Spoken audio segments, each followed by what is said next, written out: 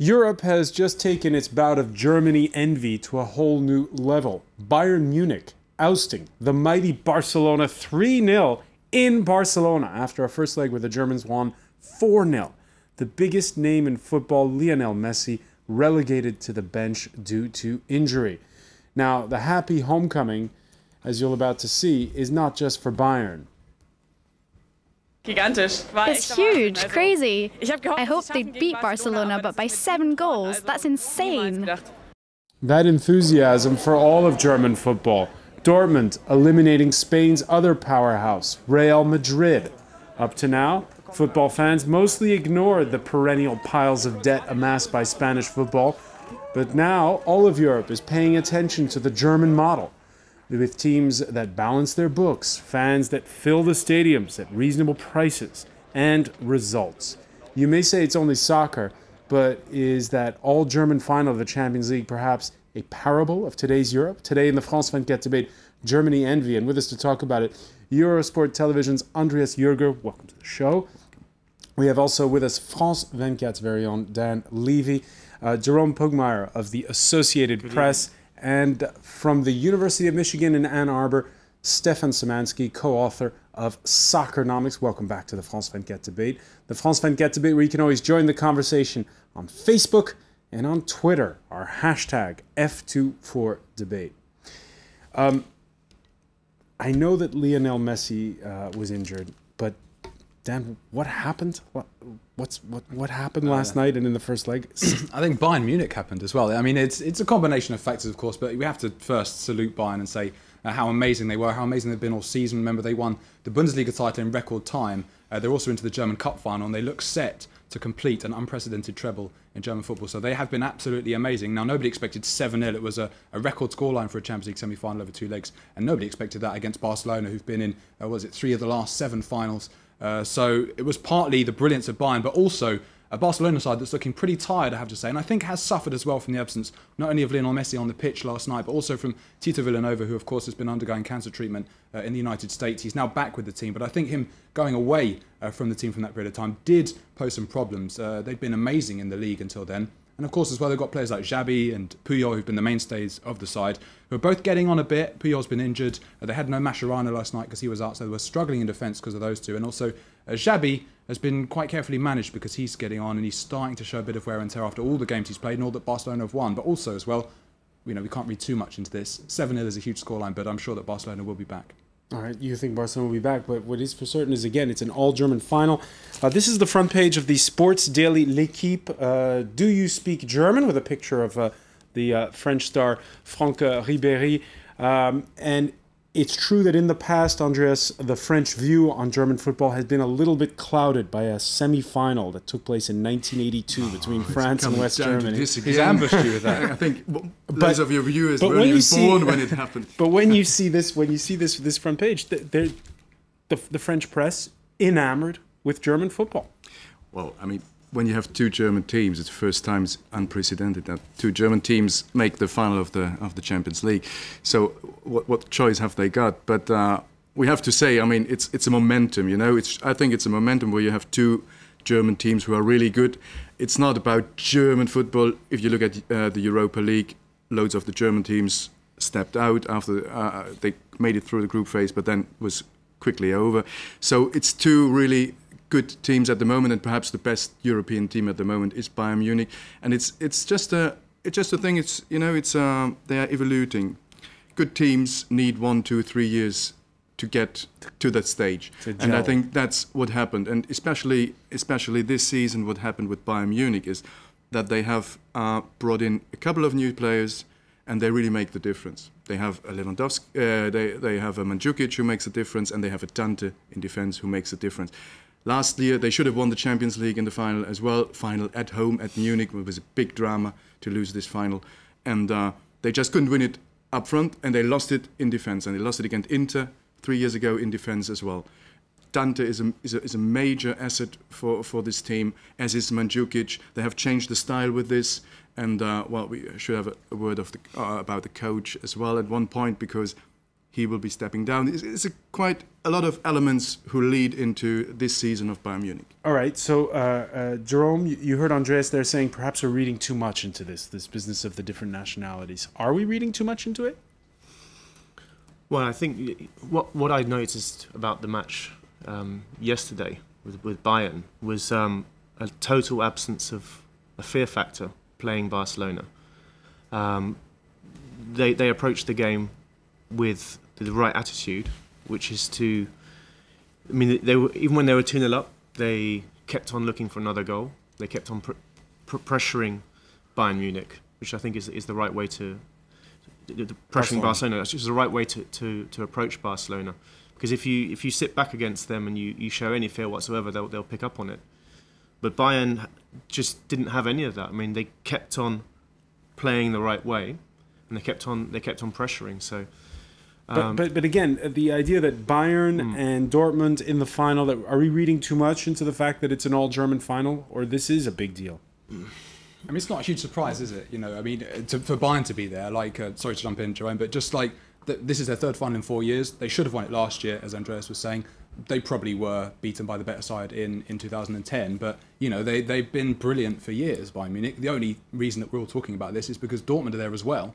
And maybe because Bayern have kind of gone up a gear or half a gear, even though that's not possible, because they've won the title so early, 6 games to spare, and that was a record, and they might do the treble. But the real sort of X factor to this explosion of media attention on the Bundesliga is, well, probably partly because of what's happening in Europe more globally financially, and the Bundesliga is a bit of a sort of a great example of how well run a league can be, but also because Dortmund are there, and that is more astounding, I think. I think that's right. I think that what surprised people and what has prompted people to say it's a revolution is Dortmund's presence in the final.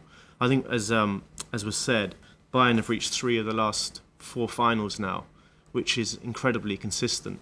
But Dortmund just apparently seem to have come from nowhere, and people only really started taking notice of them probably from the semi-finals onwards. Right. The first match against Real Madrid. Stefan Szymanski, were you surprised?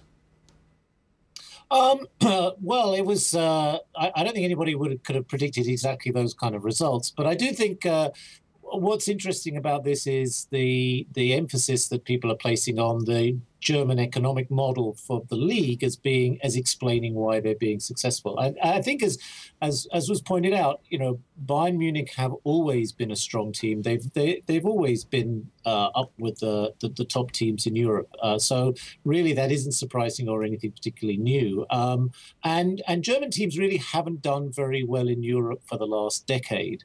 And so what I think is interesting is that the German teams have, given that they have the largest population and they are the wealthiest country in Europe, you'd expect their football to be incredibly successful because money tends to buy success. You need to be able to afford to pay the wages of the players. So the fact that they haven't done very well in the last 10 years is perhaps the more surprising fact. And perhaps we shouldn't be surprised once German teams start to become more dominant on a European stage. All right, 2 German teams in the final, and the players and staff from both clubs pinching themselves.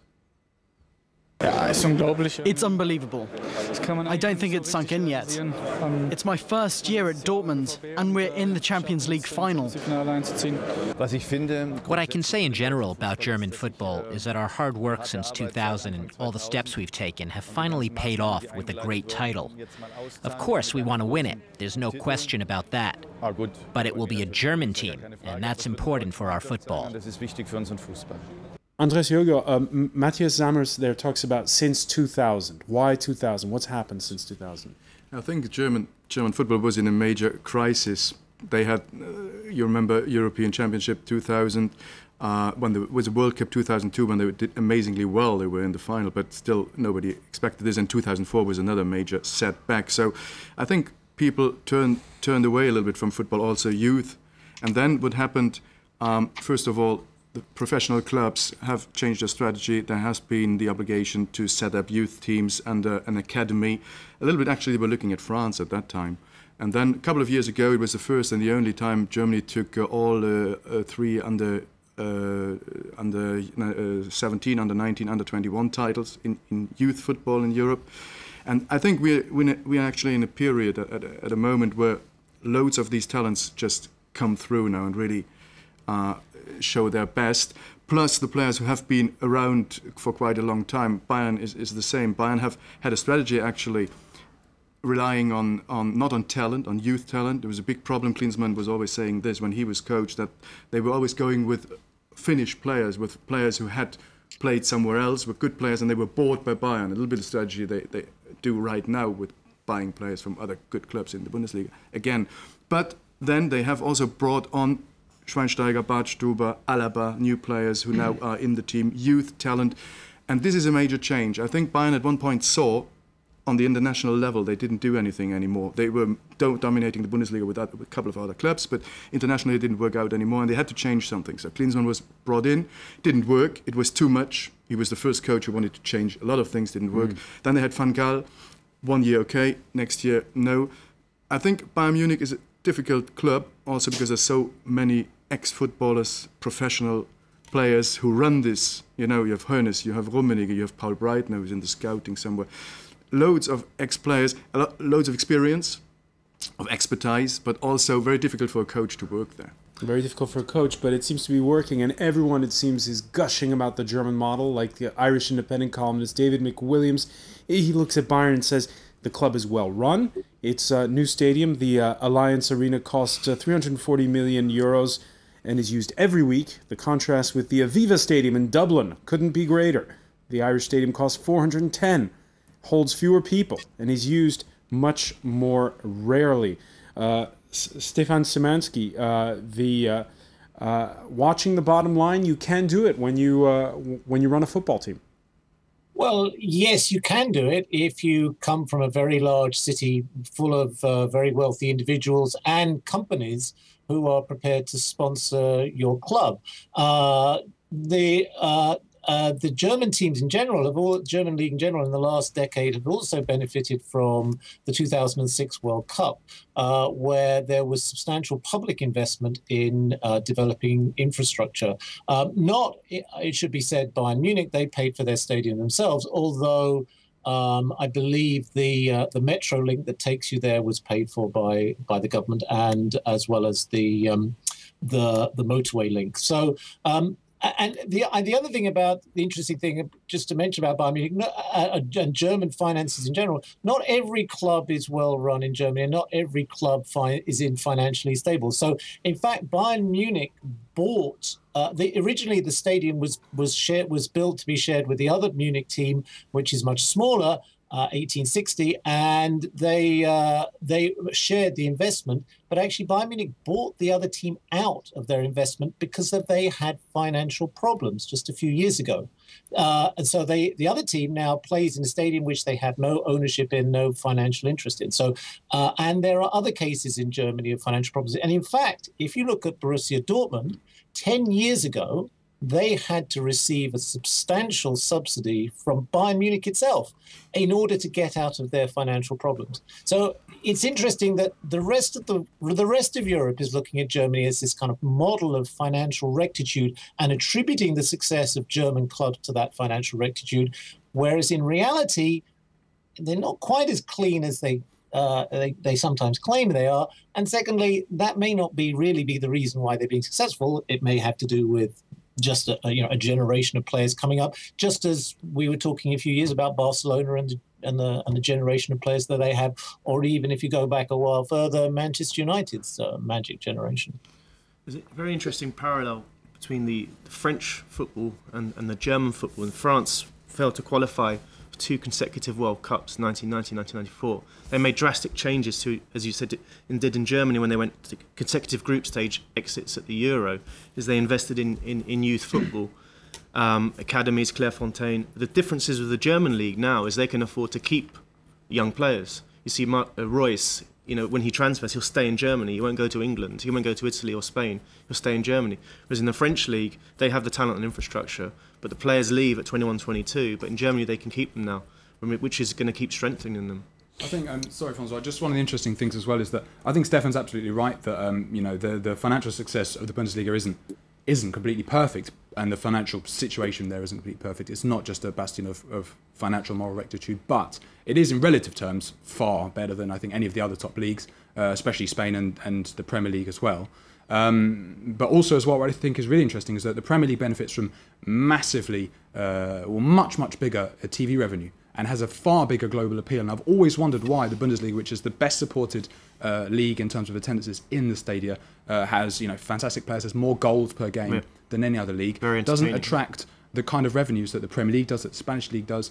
We're talking often 10 times greater amounts for the foreign rights for the Bundesliga compared to other leagues. And I think that's really interesting. Why? Is it something to do with perhaps this lack of European success? Maybe that's what's missing, because we all know that in football, success does breed popularity. I think that they'll now get the exposure they deserve. I think you're right. They did not get enough credit for the level of football in Germany, and certainly the entertainment level was always very high and has been very high for a number of years. And even domestically, I think the rights don't sell for the kind of amounts that they do in the UK and Spain as well. Well, one reason for that is that they don't sell their rights, or nearly so much of their rights, on pay TV. And in fact, one of the stories about the reason that German clubs have done so badly for the last decade is because actually a pay TV broadcaster, Kirsch, that bought the rights just over a decade ago, went bankrupt, and the German clubs were financially strapped as a result of that. It's also the other point that British journalists are very fond of making is the fact that ticket prices are significantly lower in Germany, and that's often attributed to the fact that more of the clubs are membership only members clubs, and therefore the fans have a say in the ticket prices, and naturally they keep the ticket prices down. But again, you have to say that goes with very poor results of German teams over the last decade in European competition, and if they want to have that international profile and international exposure, they're going to have to raise the level of play to the level that you see in the Premier League or La Liga, and I think that's going to be expensive, and the prices that they charge will have to go up. Can I also just say that this myth about German financial rectitude? I have an article in front of me from Der Spiegel, which says that in 2011, 32 German sports clubs filed for bankruptcy, and last year there were 36 clubs that filed for bankruptcy. The Premier League does not suffer from insolvency. It's the clubs in the lower divisions. It's also and that's true across Europe. Mostly, it's not the teams in the top divisions that have problems, it's the teams in the lower divisions. And it seems to me that actually that's, if Der Spiegel is anything to go by, that's as big a problem in Germany as it is anywhere else. All right, and it's a point we'll pick up on when we come back. You're watching the France 24 debate.